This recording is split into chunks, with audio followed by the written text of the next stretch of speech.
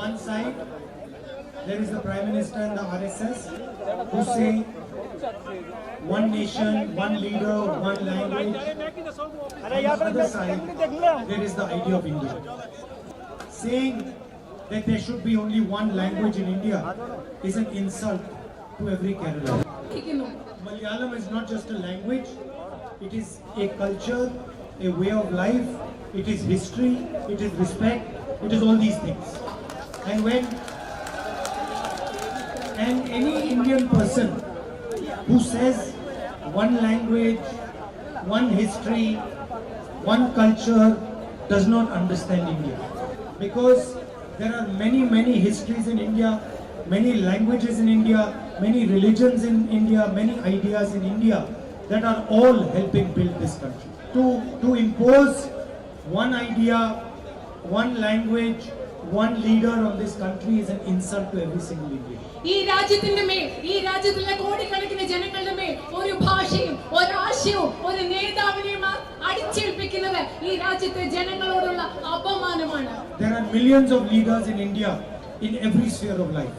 ഈ രാജ്യത്തെ ഓരോ മേഖലയിലും ലക്ഷക്കണക്കിന് നേതാക്കൾ നമ്മുടെ രാജ്യത്തുണ്ട്. They make this country great. ഈ രാജ്യത്തെ മഹത്താക്കുന്നത് ഈ പല മേഖലകളിൽ ഉള്ള അനേകം നേതാക്കളാണ്. And so that is the fight. They want to get rid of the constitution. They want to get rid of the democratic process so they can crush all other ideas. ഇവിടെ അതാണ് ഈ പോരാട്ടം, അതാണ് ബിജെപിയും ആർഎസ്എസും ഈ രാജ്യത്തെ ഭരണഘടന ഇല്ലാതാക്കാൻ ആഗ്രഹിക്കുന്നു, ഇവിടുത്തെ ജനാധിപത്യ പ്രക്രിയ ഇല്ലാതാക്കാൻ ആഗ്രഹിക്കുന്നു. അതിനെതിരെയാണ് ഈ പോരാട്ടം ഇവിടെ നടക്കുന്നത്. Why should Kerala be ruled from Nagpur? Who are they? എന്തിനാണ് കേരളത്തെ നാഗ്പൂരിൽ നിന്ന് ഭരിക്കുന്നത്? നാഗ്പൂരിൽ നിന്ന് കേരളത്തെ ഭരിക്കാൻ അവർ ആരാണ്? Kerala should be ruled from here, from the streets, from the villages of Kerala. കേരളത്തിലെ തെരുവുകളിൽ നിന്നുള്ള ആളുകളാണ്, കേരളത്തിലെ ഗ്രാമങ്ങളിൽ നിന്നുള്ള ആളുകളാണ് കേരളത്തെ ഭരിക്കേണ്ടത്. നാഗ്പൂരിൽ നിന്നുള്ള ആളുകളല്ല കേരളത്തെ ഭരിക്കേണ്ടത്. And in fact, that is what the people of Kerala have taught India. അതാണ് കേരളത്തിലെ ജനങ്ങൾ ഈ രാജ്യത്തെ ജനങ്ങളെ പഠിപ്പിച്ചിട്ടുള്ളത്. That the closer the government is to the grassroots, the closer the government is to the people, the more effective. കേരളത്തിലെ ജനങ്ങൾ ഈ രാജ്യത്തെ പഠിപ്പിച്ചിട്ടുള്ളത് അതാണ്. എത്രമാത്രം ഭരണകൂടം താഴെ തട്ടിലോട്ട് അടുത്ത് നിൽക്കുന്നു, അത്രമാത്രം ഭരണകൂടം കാര്യക്ഷമവും ജനങ്ങളോട് അടുത്ത് നിൽക്കുന്നതുമെന്നാണ് കേരളത്തിലെ ജനങ്ങൾ ഈ ഇന്ത്യക്ക് പഠിപ്പിച്ചു കൊടുത്തിട്ടുള്ളത്. When you give education to the people directly, you let them make choices, they will make the right choices. ജനങ്ങൾക്ക് വിദ്യാഭ്യാസം people directly, you let them make choices, they will make the right choices. ജനങ്ങൾക്ക് വിദ്യാഭ്യാസം, ജനങ്ങളെ പ്രാപ്തരാക്കാൻ അവർക്ക് വിദ്യാഭ്യാസം നൽകുന്നതിലൂടെ സാധിക്കുന്നു. How does Delhi know what a school in Kerala should be about? കേരളത്തിലെ ഒരു സ്കൂൾ എന്താണെന്ന് ഡൽഹിയിൽ ഇരിക്കുന്നവർക്ക് ഡൽഹിക്ക് എങ്ങനെ അറിയാം, ഡൽഹിക്ക് എങ്ങനെ തീരുമാനിക്കാൻ സാധിക്കും? How does Delhi know what the people of Kerala want? കേരളത്തിലെ ജനങ്ങൾക്ക്, മലയാളികൾക്ക് എന്ത് വേണമെന്ന് ഡൽഹിയിൽ ഇരുന്നുകൊണ്ട് അവർക്ക് എങ്ങനെ തീരുമാനിക്കാനോ അറിയാനും കഴിയും. So this is the ideology, brother. This is the hello boss. There is some issue. Okay, he's okay. Is he okay? What has happened? Okay. क्या हो गया? Are you okay? Okay. No problem. Sorry.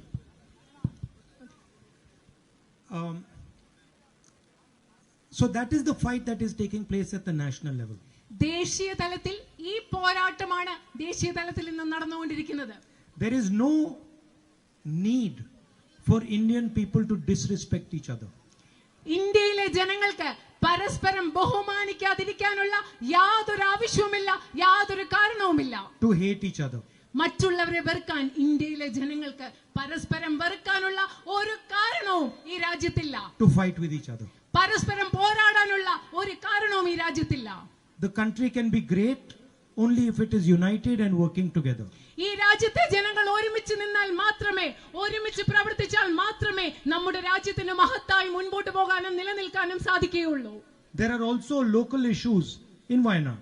വയനാട്ടിലെ പ്രാദേശിക പ്രശ്നങ്ങളുമുണ്ട്. People are struggling here for 2 or 3 big reasons. 2-3 പ്രധാന കാരണങ്ങൾ കൊണ്ട് വയനാട്ടിലെ ജനങ്ങൾ ബുദ്ധിമുട്ടുകയാണെന്ന് എനിക്കറിയാം. Human animal conflict, മൃഗങ്ങളും മനുഷ്യരും തമ്മിലുള്ള സംഘർഷം. I recently went and saw the family of a person who was killed by an elephant. ആന കൊന്ന ഒരു മനുഷ്യന്റെ വീട്ടിൽ, അദ്ദേഹത്തിന്റെ വീട്ടിൽ ഞാൻ ഈയിടെ പോവുകയുണ്ടായി. Night travel ban. രാത്രി യാത്രാ നിരോധനം. And also the medical college. അതുപോലെ തന്നെ നിങ്ങൾക്ക് വേണ്ട നിങ്ങളുടെ medical college. Now I don't understand why it is so difficult for the state government to deliver a medical college to Wayanad. എനിക്ക് മനസ്സിലാകുന്നില്ല കേരളത്തിലെ സംസ്ഥാന ഗവൺമെന്റിന് വയനാട്ടിലെ ജനങ്ങൾക്ക് ഒരു മെഡിക്കൽ കോളേജ് കൊടുക്കാൻ ഇത്ര ബുദ്ധിമുട്ട് എന്താണെന്ന് എനിക്ക് മനസ്സിലാവുന്നില്ല. Look, this is not, I don't understand, this is not a political issue. ഇതൊരു രാഷ്ട്രീയ പ്രശ്നമല്ല, എനിക്ക് മനസ്സിലാകുന്നില്ല. This is not an issue where one party should be fighting the other party. This is the people's issue. ഇത് ഒരു രാഷ്ട്രീയ പാർട്ടിയും മറ്റു രാഷ്ട്രീയ പാർട്ടിയും തമ്മിലുള്ള ഒരു പ്രശ്നമല്ല, ഇത് വയനാട്ടിലെ ജനങ്ങളുടെ പ്രശ്നമാണ്. There is no ideology over here. ഇവിടെ ഒരു പ്രത്യയശാസ്ത്രപരമായ പോരാട്ടവും പ്രശ്നവും ഇവിടെ ഇല്ല.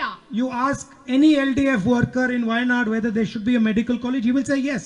ഈ വയനാട്ടിലെ ഏതെങ്കിലും ഒരു ഇടതുപക്ഷ LDF പ്രവർത്തകനോടോ പ്രവർത്തകയോടോ നിങ്ങൾ ചോദിക്കൂ വയനാട്ടിൽ മെഡിക്കൽ കോളേജ് വേണമെന്ന്, ആ വ്യക്തി പറയും അതെ വയനാട്ടിൽ മെഡിക്കൽ കോളേജ് ഞങ്ങൾക്ക് വേണം. You ask the same question to any UDF worker, he will also say yes. അതേ ചോദ്യം തന്നെ വയനാട്ടിലെ ഏതെങ്കിലും ഒരു UDF പ്രവർത്തകനോടോ പ്രവർത്തകയോടോ ചോദിക്കൂ, അവർ ഉത്തരം പറയും അതെ ഞങ്ങൾക്ക് മെഡിക്കൽ കോളേജ് വേണം. I have written letters to the chief minister.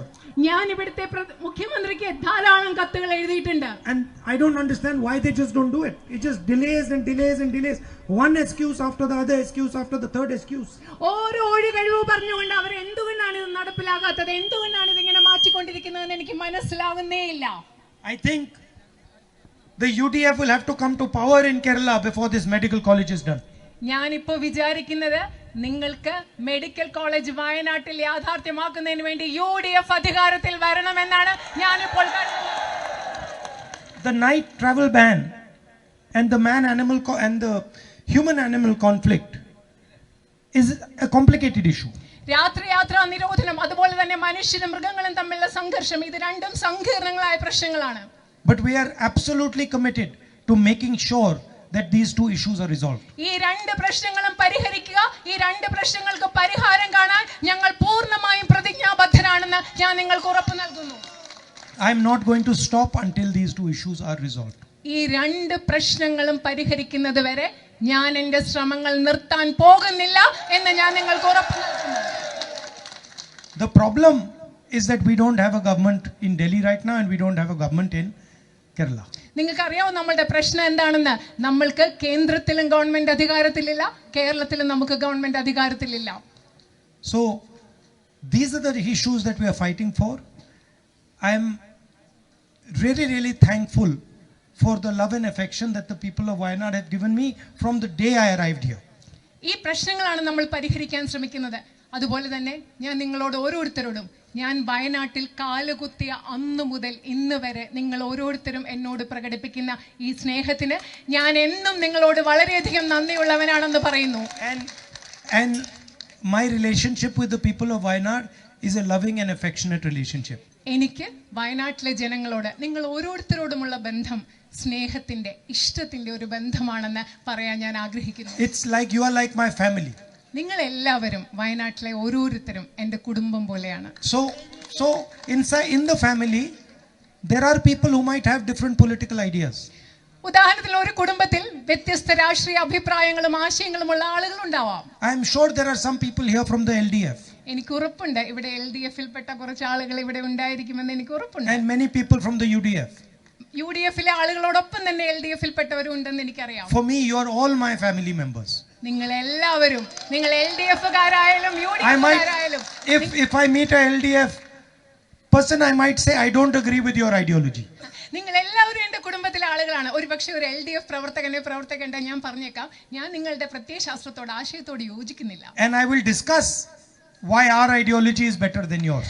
ഞാൻ ആ ആളിനോട് പറയും നിങ്ങളുടെ പ്രത്യയശാസ്ത്രത്തെക്കാൾ ആശയത്തെക്കാളും എന്തുകൊണ്ടാണ് കോൺഗ്രസിന്റെ ഐഡിയോളജി ആശയം മെച്ചപ്പെട്ടതാണെന്ന് ഞാൻ ആ വ്യക്തിയോട് പറയും. But that does not mean that I will mistreat you or be rude to you or fight with you. അതിന്റെ അർത്ഥം ഞങ്ങളുടെ ആശയം നിങ്ങളുടെ ആശയത്തെക്കാൾ മെച്ചമാണെന്ന് ആ വ്യക്തിയോട് ഞാൻ പറയുമ്പോൾ അതിന്റെ അർത്ഥം ആ വ്യക്തിയോട് ഞാൻ ഒരിക്കലും അപമര്യാദയായി പെരുമാറില്ല, ആ വ്യക്തിയോട് മര്യാദ കേടുകൂടായി ഞാൻ പെരുമാറുകയില്ല എന്നാണ് അതിന്റെ അർത്ഥം. And if I talk to you I will always talk to you with respect. ഞാൻ നിങ്ങളോട് സംസാരിക്കുകയാണെങ്കിൽ ഞാൻ എല്ലായ്പ്പോഴും നിങ്ങളോട് ബഹുമാനത്തോട് തന്നെ സംസാരിക്കും. Because you are also my family member. കാരണം എല്ലാവരും നിങ്ങളും LDF-ൽ പെട്ടവരും UDF-ൽ പെട്ടവരെ പോലെ തന്നെ എൻ്റെ കുടുംബാംഗങ്ങളാണ്. അതുകൊണ്ട് ഞാൻ നിങ്ങളോട് ബഹുമാനത്തോടു കൂടി മാത്രം സംസാരിക്കും. So thank you very much once again. അതുകൊണ്ട് ഒരിക്കൽ കൂടി നിങ്ങൾക്ക് എല്ലാവർക്കും എൻ്റെ ഹൃദയത്തിൽ നിന്നുള്ള